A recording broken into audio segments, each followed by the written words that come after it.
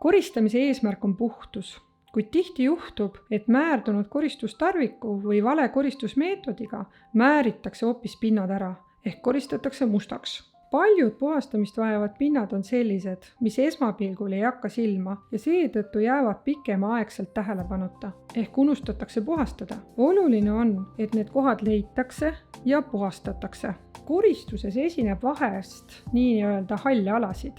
See tähendab, et ei teata üheselt, kes pindasid peaks puhastama. Kui miski on must, siis peab olema üheselt aru saada, kelle vastutus on puhastada. Sel juhul on soovitav olukorrast rääkida puhastustööde juhiga, kuna puhtuse tunne tekib tervikust. Selleks, et ei tekiks määratlemata koristusalasid, on oluline vaadata koristatavat ala tervikuna ning kaasata kõiki osapooli.